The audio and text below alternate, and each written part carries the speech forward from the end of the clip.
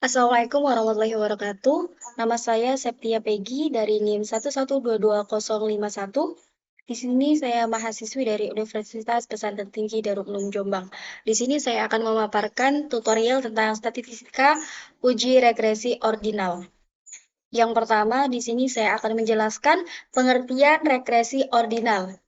Jadi, analisis regresi ordinal merupakan salah satu metode statistik yang menggambarkan hubungan antara suatu variabel respon atau Y dengan lebih dari satu variabel prediktor atau X, di mana variabel respon lebih dari dua kategori dan skala pengukuran bersifat tingkatan.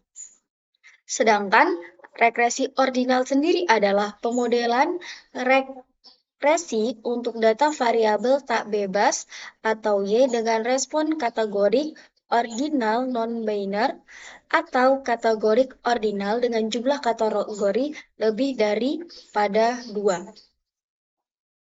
Di sini ada contoh kasus, seorang peneliti ingin mengetahui pengaruh efikasi diri dan motivasi terhadap kinerja karyawan di perusahaan pelayanan kesehatan. Untuk mengetahui hal ini, dilakukan penelitian mengenai efikasi diri dan motivasi pada karyawan yang ada di perusahaan dengan mengambil sampel karyawan sebanyak 20 orang.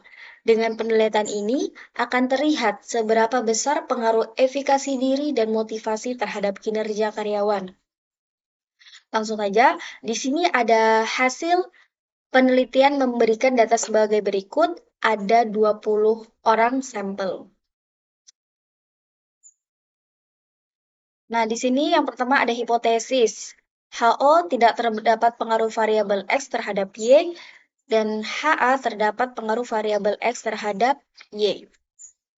Langkah-langkah memasukin data ke dalam SPPS.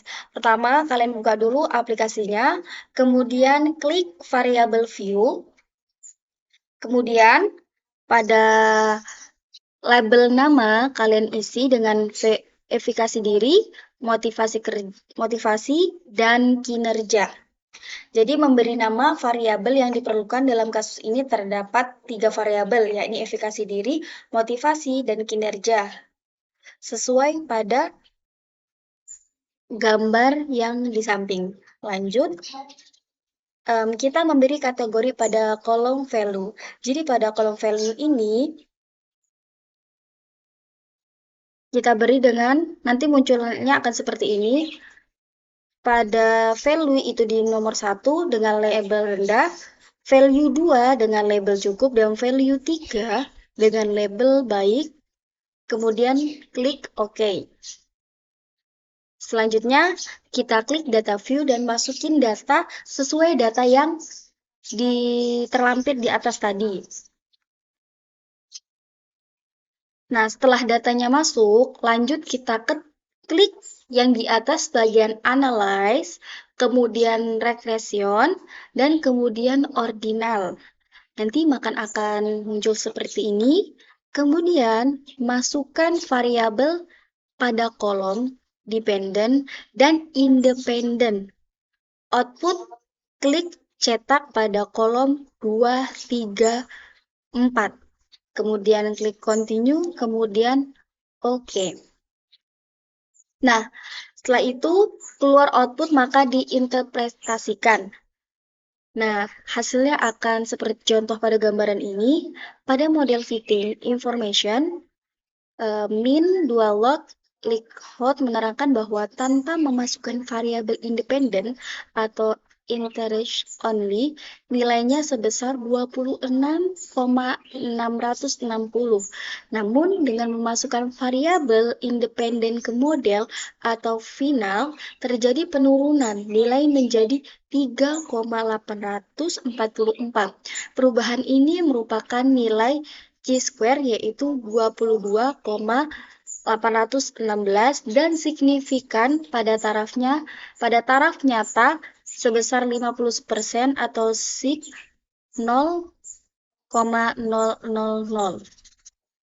Lanjut, Tabel goodness of fit menunjukkan uji kesesuaian model dengan data nilai person sebesar 0,00 dan signifikasi 1,00 dalam kurung kurang dari 0,05 dan defense sebesar 0,000 dengan signifikansi sebesar 1000 atau besar dari 0,05.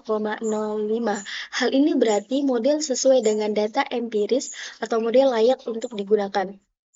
Lanjut, pada tabel Pesot R-square menunjukkan bahwa seberapa besar variabel bebas mampu menjelaskan variabel independen. Nilai ini seperti halnya koefisien determinasi pada regresi, nilai COX dan Snell sebesar 680 atau 68% dan Nagelkerke sebesar 0,830 atau 83%. Nah, pada tabel perimeter estimate di atas, perhatikan nilai WALT dan nilai signifikasinya. Variabel efikasi diri sebesar 9917,585 dengan sig 0,00 kurang dari 0,05 dan variabel kinerja sebesar 9917,585 dengan sig 0,00 dalam kurung besar dari 0,05. Hal ini menunjukkan faktor variabel X berpengaruh terhadap variabel Y, yang di sini dapat kita simpulkan bahwa HO ditolak dan HA diterima, yang artinya terdapat pengaruh antara efikasi diri dan motivasi terhadap kinerja karyawan. Terima kasih, semoga materi yang saya paparkan dapat memberikan pembelajaran dan pengetahuan bagi kita semua. Kurang lebihnya saya mohon maaf. Wassalamualaikum warahmatullahi wabarakatuh.